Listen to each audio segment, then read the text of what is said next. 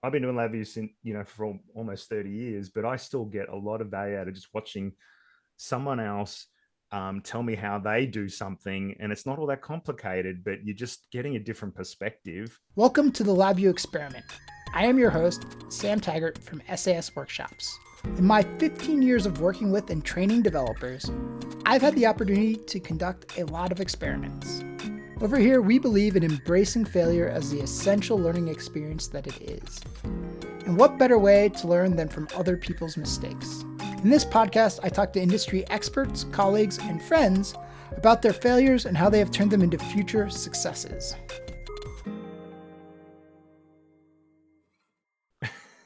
All right, so we're doing something unusual today. I have several guests, all from Australia, to come and talk about GDevCon ANZ, Australia, New Zealand. So I'm just going to go around and let you all introduce yourselves and maybe just like 5-minute intro.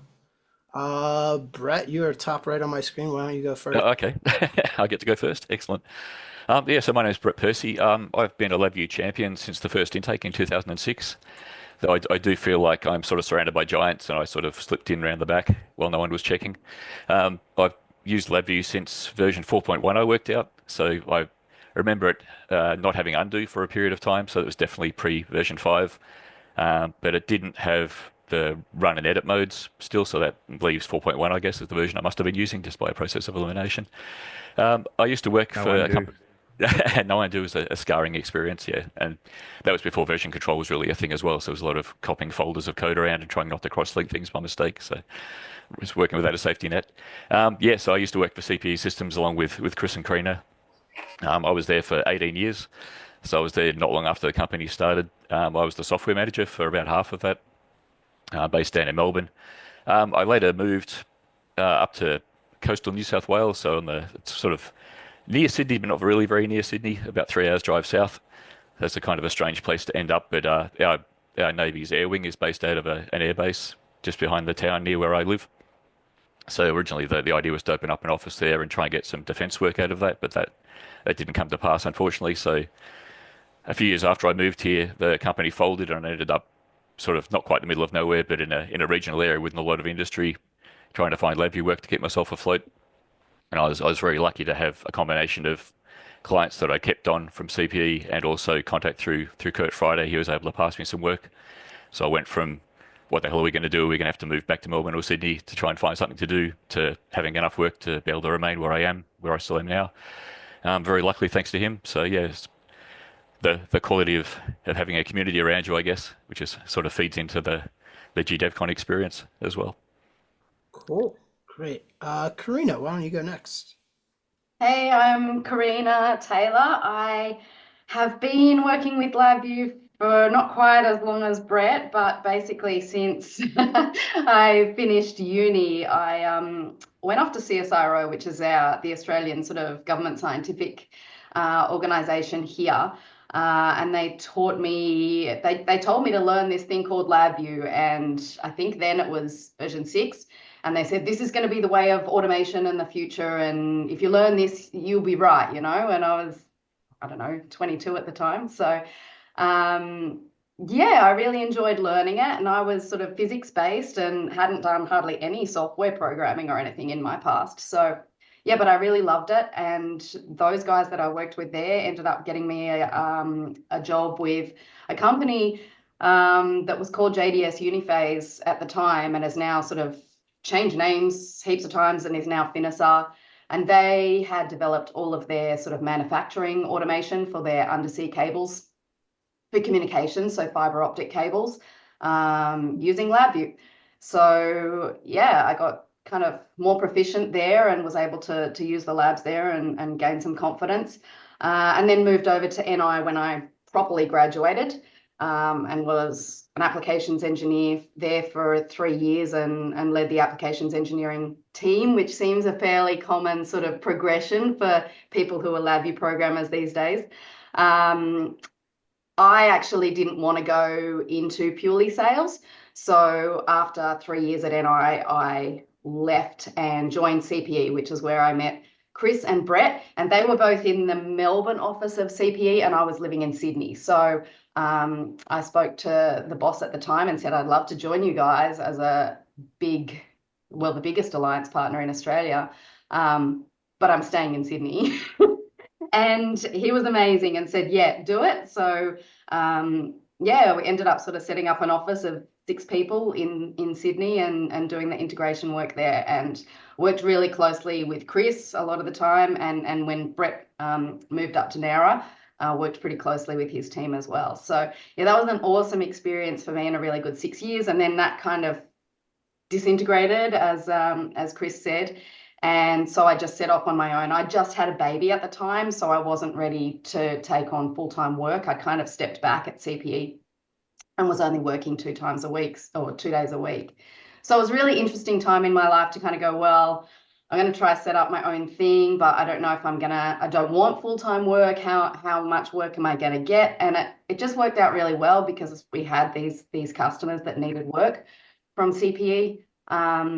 Yeah, and I got a couple of pretty big projects off the bat and just worked on them. Took a while to do them at 2 or 3 days a week, but just kind of was the platform for my company to continue rolling on, and it has done since 2013. So yeah, I've been really fortunate to have that experience. Yeah. Cool. Yeah. Great. Chris? Oh, the other thing, yes, is lecturing as well. I picked up lecturing during my time at the end of CPE, and so every year I lecture at Sydney Uni with some LabVIEW teaching and sort of vision and motion, which is really good because I try to get the word out there that LabVIEW is an amazing tool for automation and test and measurement in industry. Yeah. Cool. Great. Cool. Chris? That was good to hear. Remember from Brett and Karina, their stories and their journeys. As for me, I graduated in 1997, and in my first job, I was working in defense, and I sort of started there as a graduate thinking, what do I do here? I was sort of walking around aimlessly for about a week or two, and then my boss suddenly says, hey, go and learn this thing called LabVIEW. We just bought all this LabVIEW, and we just did this LabVIEW training course here. Here's the books. Sit down and go and read that. And so I went, oh, okay. And I just sat there and taught myself the LabVIEW. What was it? I think it was LabVIEW Basics back then, LabVIEW Basics 1 and 2 or something, which is like the core 1 and 2. And I thought those courses were amazing. Like, I don't know what they're like now, but I just sat there after a whole week of just sitting there and doing LabVIEW training by myself, not talking to anyone. I suddenly had this brand new skill, and I'd done a lot of C programming at university and could never wrap my head around pointers. And the first thing I remember about LabVIEW was, oh, you beauty, there's no pointers. So that was pretty cool. And then from there, I spent 5 years as a graduate as an integration and test engineer in this defense company. We were building a big defense radar for Australia. And I did a lot of travel to the remote sites around the country. And I just became known as the LabVIEW expert. And we actually had a team of about 3 or 4 of us. We all just learnt LabVIEW together and fed off each other, which was really, really powerful. And I know a lot of people don't always get that opportunity. So I was really fortunate to have a team of LabVIEW people to work stuff out with. And we just put LabVIEW everywhere, wherever we needed to test or monitor or keep an eye on how this radar system was running. LabVIEW was there. We would just find uses for LabVIEW every day. And it was a lot of fun. That sort of project ended. I then went and joined CPE with Brett in 2003, and then met Karina in 2005 or 2006, and had a really good 10 years of working with an integrator, just getting involved in all sorts of different LabVIEW and test stand and LabVIEW real time sort of applications. But then CPE finished, and then I started Wired in Software in 2013. And still running Wired in Software to this day. And just as soon as LabVIEW has just always been one of those things for me that as soon as I sort of tried it, I just thought this makes so much sense to me. and I've never really cared to learn much else as a result. I'm more focused on managing my company nowadays, but and I don't really have time to do as much technical as I'd love. But just anything to do with LabVIEW is just, you know, I always just loved it. It's always been fun. So that's my story. I guess to finish that off, though, I mean, with Brett and Karina, you know, we wanted to give back to the community and get GDevCon ANZ up and running. And it's amazing that we're able to do it. And now we get to work together through GDevCon again. And yeah, super excited to talk about that again a bit more today. Yeah, so you all had a conference last year? Was it in 2024 or 2023? I don't remember.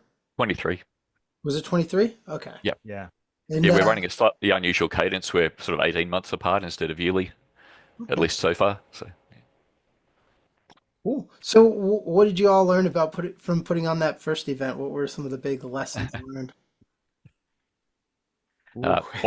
have more food than we did, I think. We had a few mild panics with lunch and Okay. the amount of stuff that we had catered, I think. Yeah.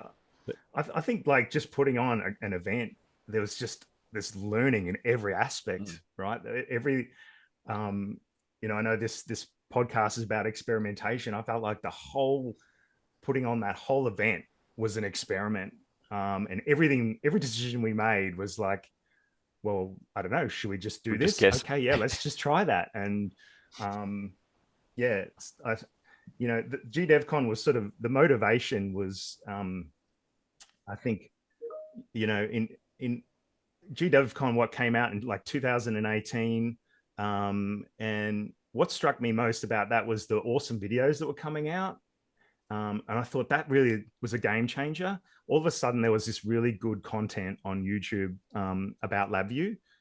And so we started talking about putting something on ourselves for ANZ, you know, around 2019. But then COVID kind of sort of squashed that idea for a good couple of years, especially down where I am in Melbourne, with the most lockdown city in the world at the time. But yeah, when sort of the lockdowns had finished with COVID and we sort of started to get out of that, ticket prices to get over to America to go to a GDevCon or an NI Connect or these things were like $3,500–4,000, and I'm thinking, oh, that's just way too exorbitant. Let's just do something here. And yeah, so finally just sort of struck up the courage to talk to Brett and Karina here and say, we're going to do this. And yeah, we all of a sudden we've had our first event. So yeah, I think for me, I felt like in every meeting leading up to GDevCon #1, I felt like me and the whole team really were massively underqualified for the task of organizing and managing an event. So we didn't really know we didn't know what we didn't know. So I was like, we're going to put on this event and we're hoping for like 100 people to come, and nobody's ever organized an event. Yes, we've been to them, but I was just really nervous that stuff was going to happen totally out of our control that we completely overlooked. I think we did a pretty good job of having everything covered. But yeah, I was really nervous for that first event that stuff was going to go wrong, was going to go pear-shaped. But yeah, everyone survived. Well,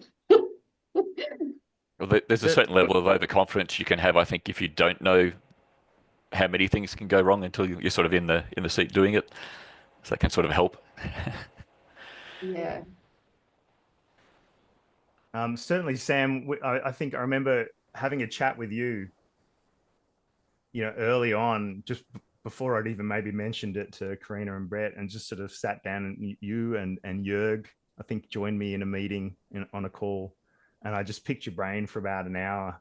And I think that was really helpful, like, you know, to be able to use your learnings somewhat, you know, that helped us sort of shape things quicker than maybe we would have otherwise. Yeah, I think I did the same thing with Steve when I started too.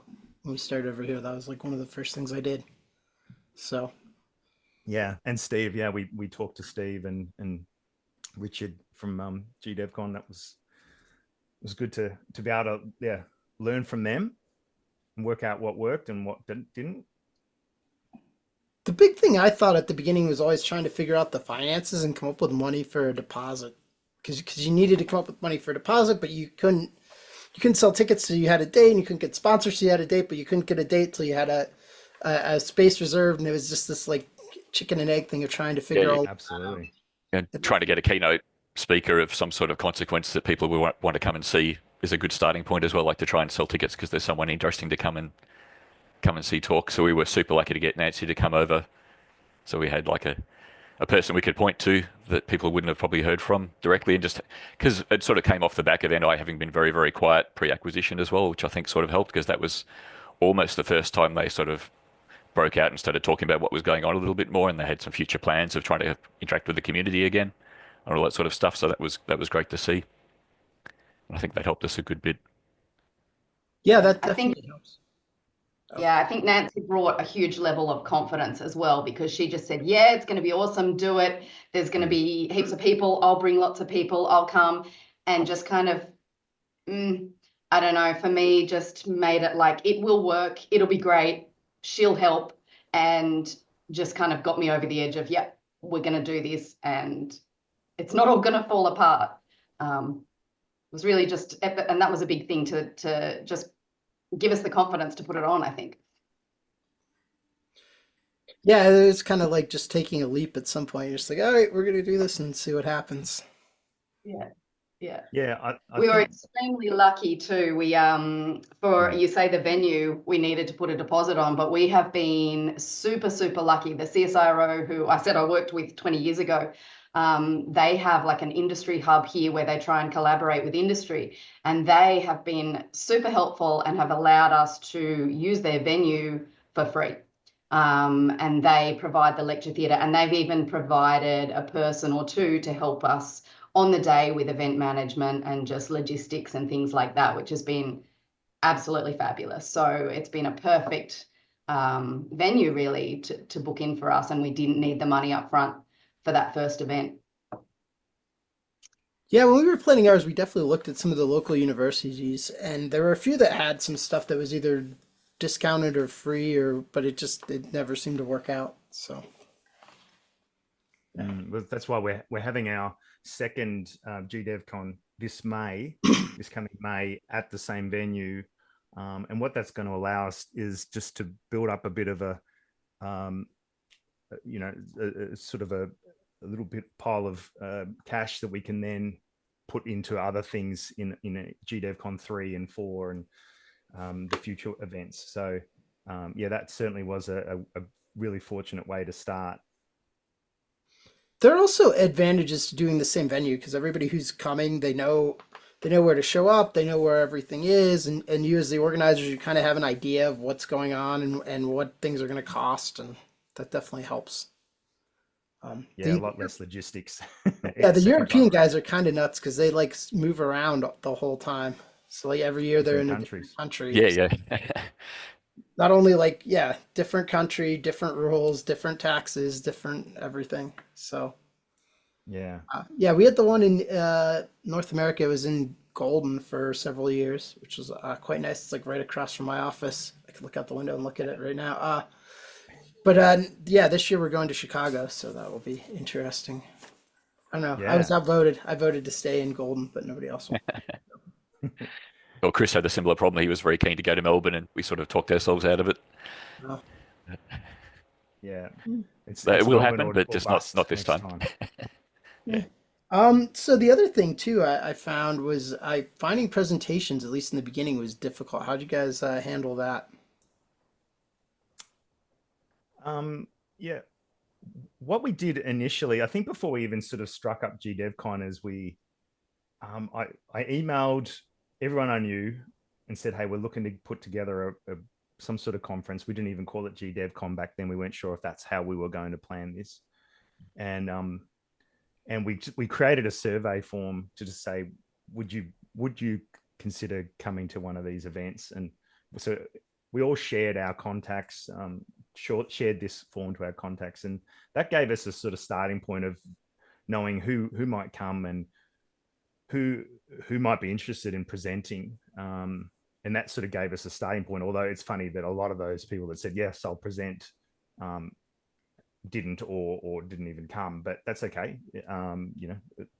There's various reasons for that. But at least it just gave us confidence that there was people there that wanted to attend, and we could start talking to those people directly and go, hey, you were thinking of presenting, would you like to, now we're doing this for real, do you want to submit a presentation?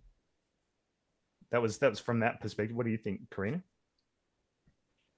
Yeah, I think the survey was pretty much who's going to be able to speak, and are we going to get presentations and things. I guess as well, we have 7 founding members, all of who were capable of putting together a presentation. So our backup was, we'll just do it ourselves if we have to, right? Like that'll be pretty 7 much. Yeah. So we had that as a backup, but ideally we don't want all of us talking, because it's about hearing from the community and seeing what everyone else is up to. And we all really appreciate going and learning from GDevCon as much as putting it on and speaking or anything like that. It's such a good learning experience. So, yeah. Yeah, I always find it's interesting gauging interest, because when you say, oh, we're going to do this thing, everybody's like, oh, yeah, I'll come. And then, a lot of them don't. So I'm always excited when you get the first couple ticket sales and you're like, okay, yes, people really are going to come. Yeah. So, yeah. And it's a that always wait. A little bit. Yeah. And yeah, it was funny. We put it up, and I think within like a day or two, we had like 1 or 2 ticket sales. I'm like, woohoo. I think Office Mercer bought the first ticket. So shout out to Stephen. Yeah, we were quite concerned that we were going to end up with all the presenters talking to each other and just us in a room to start off with. It was sort of quite late on when the ticket sales really sort of started to pick up, because people don't plan ahead that far, I don't think. Like, it gets into the final month or so before when people really start to commit, and they decide, oh, actually this is getting to come fairly soon, and we need to actually commit and get tickets now. So yeah, we've tried early bird pricing to try and encourage people to get in a little bit earlier than that, which has been a little bit successful. I think perhaps more the first time around. I don't know if we had a whole bunch of interest yet, but it's getting there. It's creeping up, but we're still a few months out still. Yeah, we had issues with that too. We definitely had people like the day before the conference be like, can I still get a ticket? And you're like, maybe. Yeah, it just it messes things up with like the catering and everything else. Yeah. But I think we're going to plan to probably just slightly over cater, just so that a few people can sneak in. But I'm curious, like, Sam, like last time for us, the most tickets were purchased in the 2 months leading up to the event. Is that the same? You're seeing the same thing for? That sounds about right. Yeah, maybe 2 to 3 months out. Like there's like a few at the beginning, and then like about maybe like somewhere around 2 months out, like spikes. And then it spikes again like a week or 2 before the ticket sales close. And then a few stragglers at the end. That's usually what happens. But yeah, it's very sporadic. So that also doesn't help.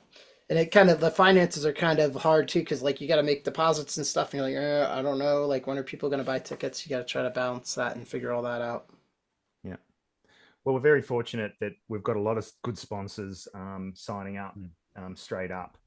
And so, andI have signed up as a gold sponsor, and a lot of the local alliance partners in Australia, like Software Resonate, and Karina's company Envisage, among others. And so they're all signed up and paid. So, we're in a really fortunate position right now with that happening, that we're not trying to find funds, which is lucky for us. But we still want to know that we're going to have a really good group of people that we can share stories with, because that's what it's all about. Yeah. Go. I was just going to say, it's funny that the focus is often on who the presenters are going to be, but a lot of the value even is they're talking to other people in between the presentations as well. So we try and leave fairly large gaps in between the formal presentation part for everyone to catch up with each other. Because also there's been a bit of a lack of user groups and things for quite a while in Australia. Many of us have run user groups in Melbourne or Sydney or whatever at various times that have lasted for some number of years and then sort of folded. And so there's a bit of a lack of outside of work contact with people just to discuss things as well. So it's really nice just to catch up with people that you haven't seen for years. So we try and leave a fair amount of space for that as well. Yeah, our first year we definitely screwed that up because we had like, I don't know, we had 16 hours of conference. We had 16 presentations. We're like, great, we'll just take a 5-minute break between each one, and You that just go the whole time. Yeah. that was a little crazy. We learned that lesson pretty quickly. So now we make sure that we leave plenty of space. The guys over in Europe have been leaving lots of space in between presentations, and they've even started doing some open space type stuff that I think we're going to do too. I don't know if you guys have experimented with that at all. Is that the huddle? Is that what The they call the huddles huddle? type things, yeah. Yeah, we've Um, talked about it and haven't committed to anything yet, though I think there's going to be quite a number of NI people coming this year, like outside of just a couple of people that present, there's like R&D people and marketing people and such coming as well. So we're hoping to have like a catch up with them sort of at some point as well, like as a semi-structured question and answer sort of setup or something like that. yeah, some sort of panel with the NI guys, ask NI anything is sort of what we're sort of pitching. Because in Australia we're so isolated, you know, we're really excited to have these experienced NI people coming, especially technical NI people who are are working on the products or working in R&D. It's going to be really awesome to have them to be able to pick their brains because that's something that's pretty rare to come to this far out, come to Australia, and it's been a long time since someone's done that. Yeah, that's a very interesting perspective. So here in the US, like NI's here, so we get to see them quite a bit, and the relationship's a little bit different. So we're a little more circumspect about giving NI too much time. So we're trying to balance, like, give them a chance to get their message out, but also not take over the show kind of thing. So Yeah, I definitely agree with that. I think the important thing is just having them there to be able to talk to them. That to me is going to be huge. Like they don't even have to say anything up on the stage. Like just being there and being able to know, oh, I'm going to talk to this person in I and work out what's happening under the hood with LabVIEW in this, or give people that chance to talk directly to the technical people. I think is huge. I hope they're bringing some R&D people because they brought some R&D people to North America and they brought some to Germany, and that was really great talking to them. So Yeah. Well, I spoke to Eli a month or so ago, and yeah, he sort of indicated that hopefully he's hoping to bring maybe one or two R&D or maybe a product manager or two, or even some tech support guys. So just trying to bring a good mix to give us a chance to mingle with them. It's going to be really important for us, I think. yeah, no, that definitely makes sense given the fact that you guys are so far away and have kind of been isolated. So Yeah.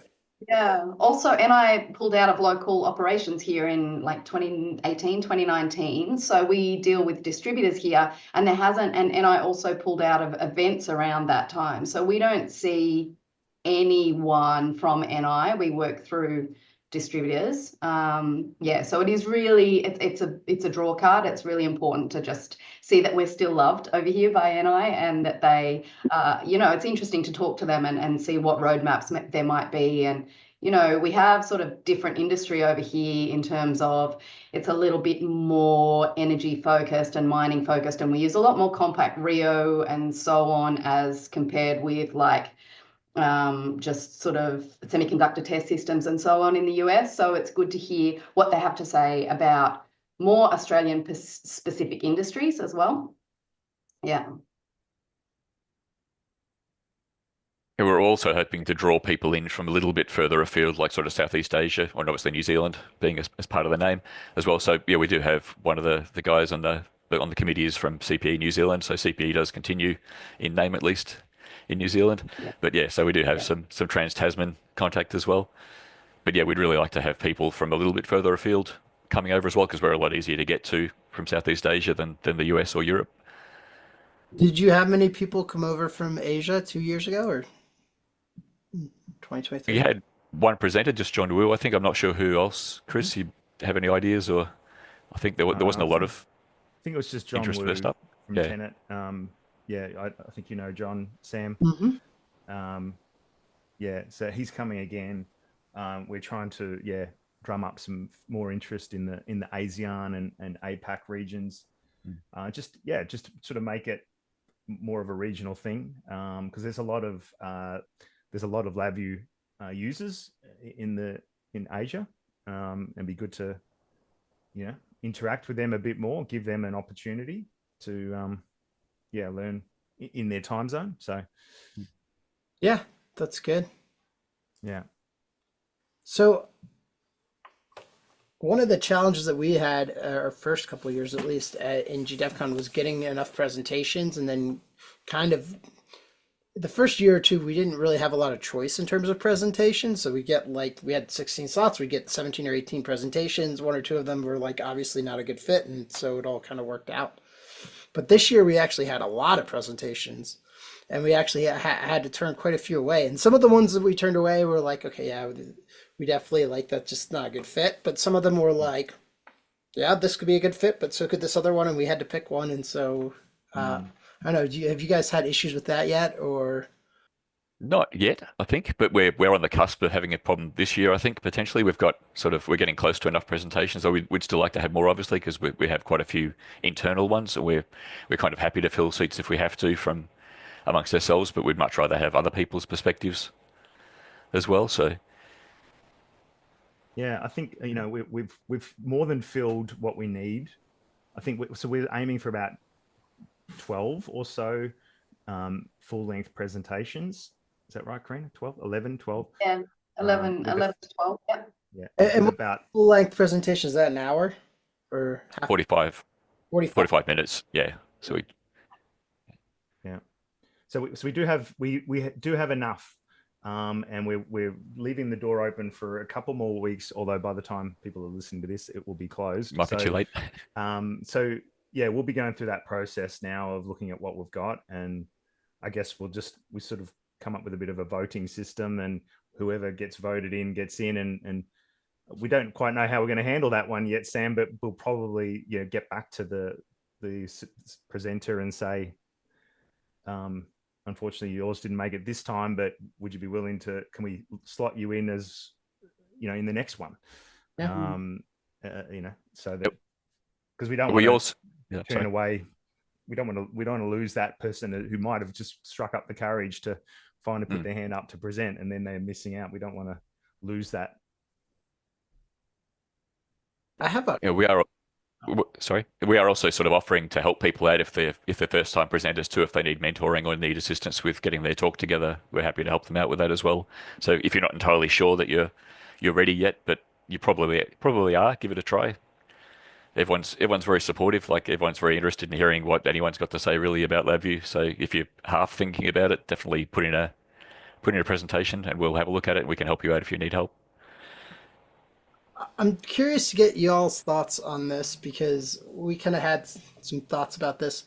The original GDevCon in Europe, when they looked at the presentations, they did it blind. They didn't look at the names, they just looked at the abstract and the titles. Mm. We definitely looked at the names and we and because I feel like it's hard to balance things if you don't because we want a mixture of, at least for us, we want a mixture of experienced presenters who we know are going to be good presenters and entertaining and people are going to want to come see to draw the crowds. But we also want to leave plenty of spots for new presenters. And I feel like if you do it blind, it's kind of hard to balance that. And I don't Mm. know. I'm curious if you all have any thoughts on that or how you all approach that.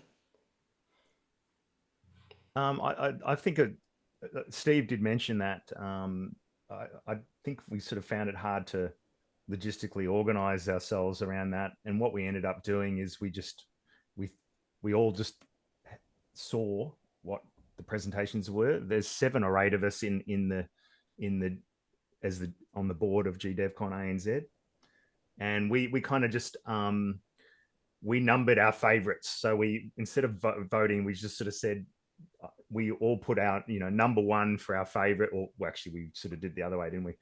Number 10 or something for our favorite, number 9 for our second favorite, number 8, and then whatever came up with the highest score, those ones got selected, or that's how we selected those ones first. So we'll probably do that again, because I agree with you. I think we want to balance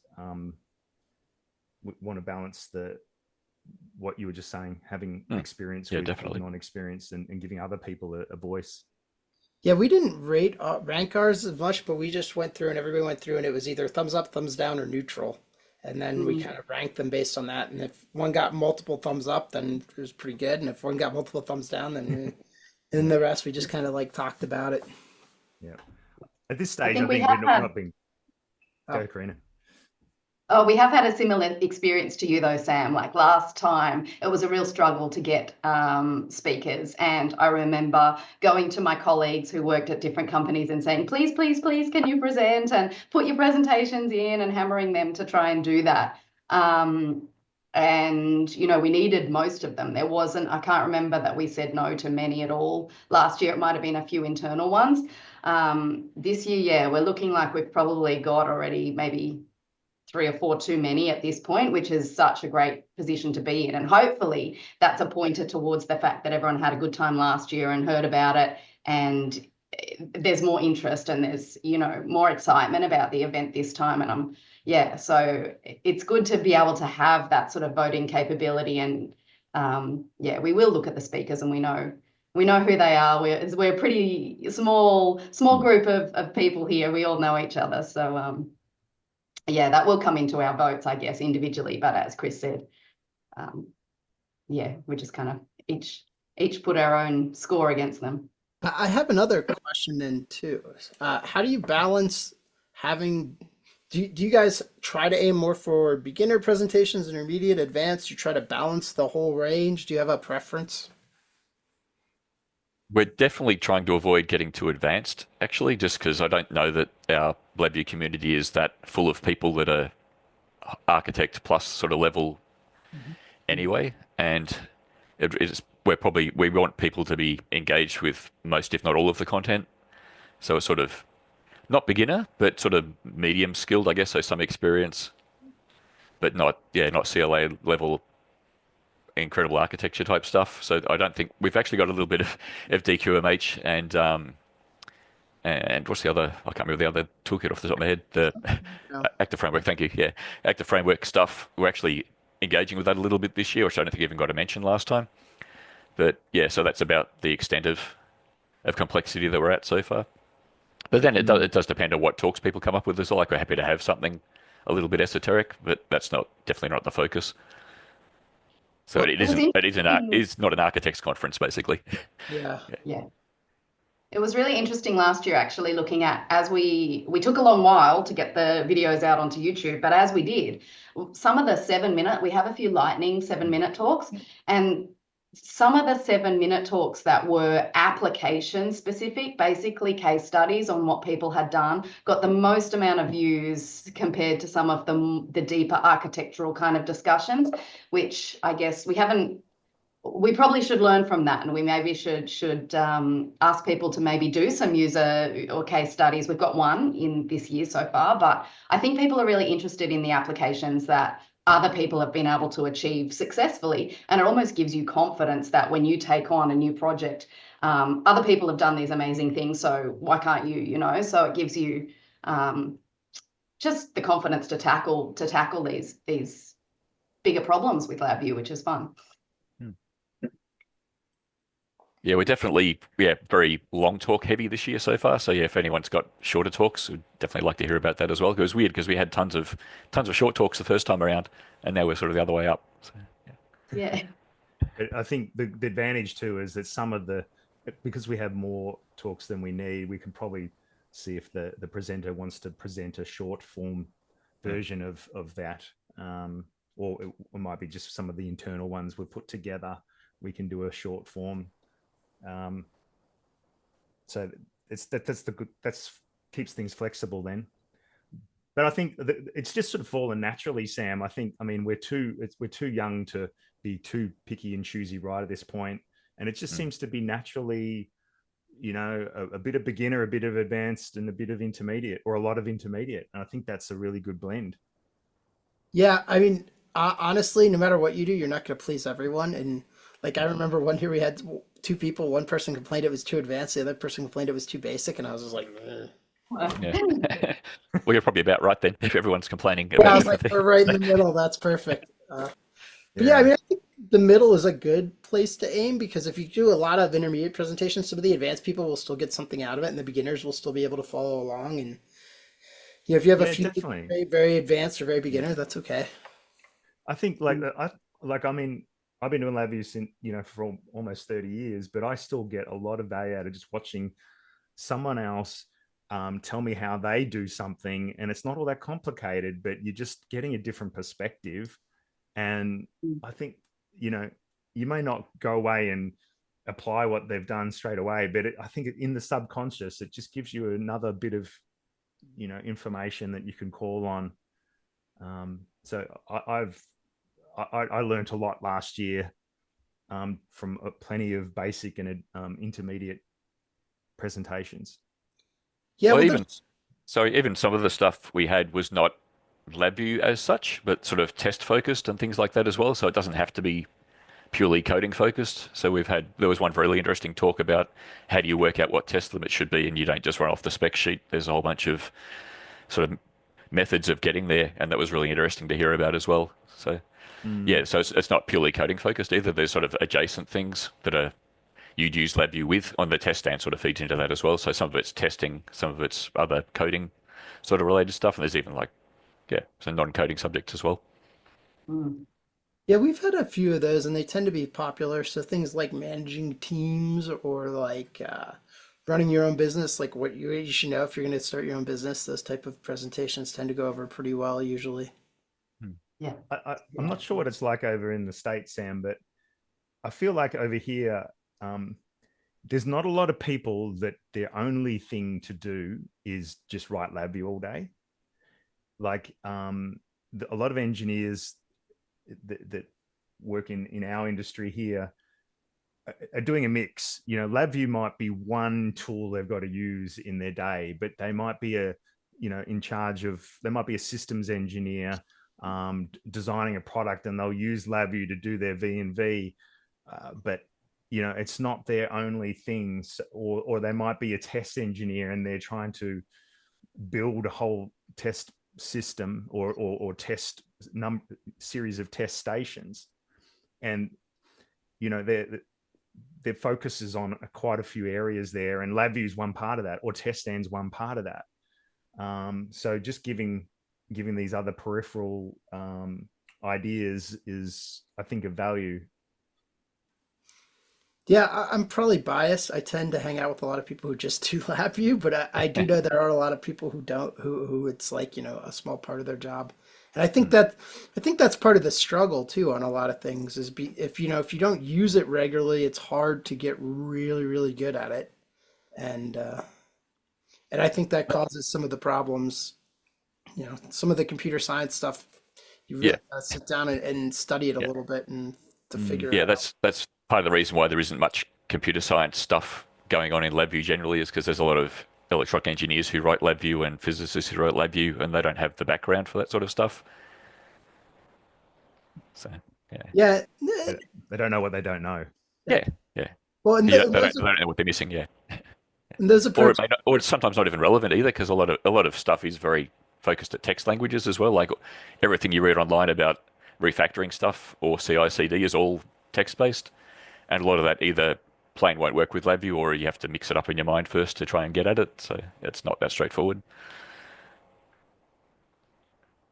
Yeah, that is definitely a challenge area. That's where sometimes you get into the really advanced presentations where people are trying to take some of that stuff and apply it in LabVIEW. Hmm. So, Mm.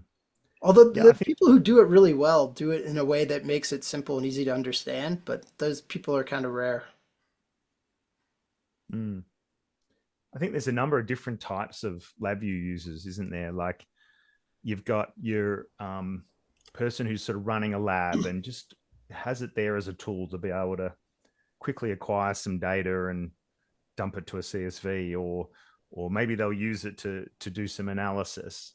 And so they're not writing, full blown, perfectly robust applications. They're just whipping it up in the moment, using it once for that purpose, moving on.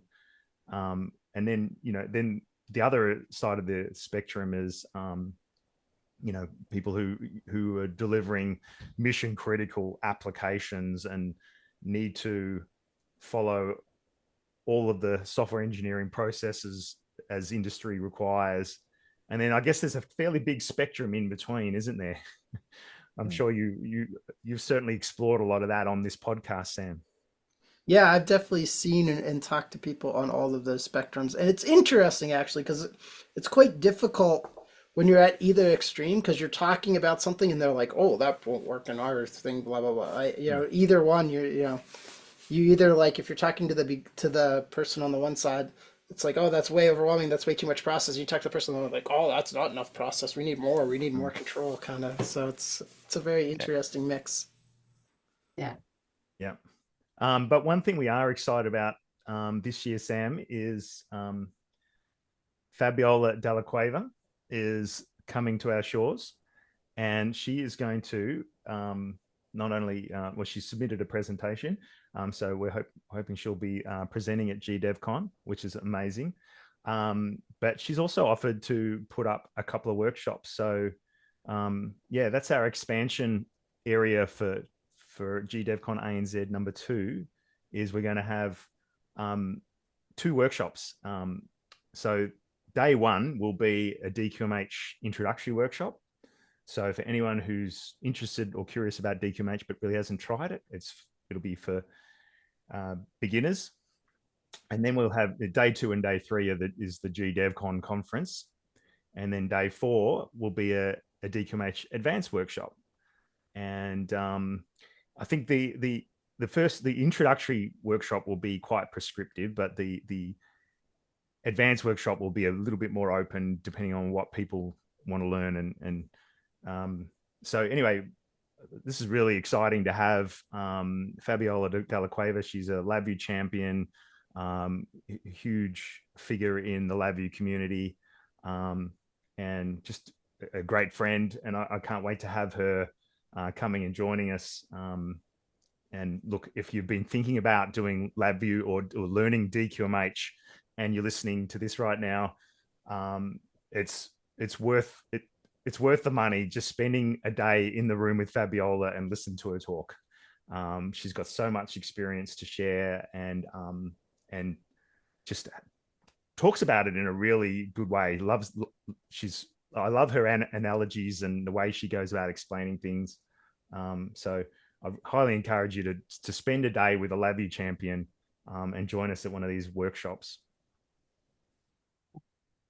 All right. Anything else that you want to let people know about GDevCon ANZ? Buy tickets. Come on down. Yeah. So what is it? It's the dates are May 27 through May 29 in this year, 2025. It's going to be at CSIRO Linfield, Sydney. Same place as the last time. Tickets are on sale. Just go to gdevconanz.org.au, is it? Yep. Yep.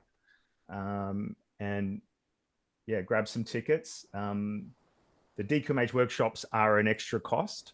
However, and it's expected that you would be buying a GDevCon ticket as well.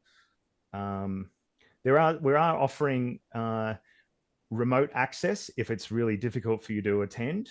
We're not sort of promoting that. We're not pushing that a lot, but if there is, you're unable to attend Sydney, we are going to offer some remote access tickets. So if you want to inquire about that, let us know, because it's not available publicly to buy. But we're going to have a heap of exhibitors this year. We're going to have about 7 or 8 exhibitors. So there'll be plenty of people to talk to during the breaks, and a great set of presentations. I'm really excited about some of the presentations we're putting on this year. You'll learn more about that. Sign up to our newsletter as well. I think I've just given you everything I can think of, but that was a big sell. But yeah. All our videos from last time are on YouTube as well, if people want to go see the presentations from last time. And we're also on Blue Sky, Instagram, and still on Twitter or X at the moment. Yeah. And if nothing else, come for the networking, because it's really great to just get in the same room as all of these people who use LabVIEW every day. And we have a really fun kind of cocktail event in between the 2 days. So we have time to have a drink and a chat and have some nice food. And yeah, it's a really good vibe. Yeah. Yeah, that's the number one thing, I think. It's just a really good, fun time, isn't it? I'm sure you can agree with that, Sam, with the NA ones. They look. I became aware of how much the networking was important when I interviewed Jorgen when I was in GDevCon over in Amsterdam or something. And I thought he would want to do it like during the break. He's like, no, let's do it during the presentation. He's like, I can watch the presentation later. He's like, I need to go talk to people. And I was like, all right. He's got his priorities, right? So yeah, definitely, like, that's why I go for all of those things. The presentations, I can watch them later. Like, you know, it's nice if you have questions to be there in person to ask the questions, interact, but like, yeah, the networking is definitely the number one reason to go. Yeah, I think everyone has slightly different reasons, don't they? I mean, you know, if we're all in amongst it and consuming this content already in a lot of ways, so, you know, if we miss 1 or 2 presentations, not a big deal. But if you're coming and your role is a LabVIEW engineer and you're not really a community member yet, then you're probably there to just learn and listen, and that's awesome, because there's plenty of great learning to be done. Yeah, it definitely does vary. I do remember earlier in my career, I was much more focused on the presentations, and I want to learn to be a better LabVIEW programmer and all of that. And yeah. So, definitely see that. All right. Well, it's been great talking to you all. Yeah, thanks, Sam. Thanks, Sam. Thank you so much, Sam. Yeah, appreciate it, mate. All right. That's it for today's episode of the LabVIEW Experiment. Thanks for listening. If you have any comments or questions, head over to thelabviewexperiment.com and drop me a note. And don't forget to subscribe to the podcast and follow us on Twitter and Instagram at the LV Experiment.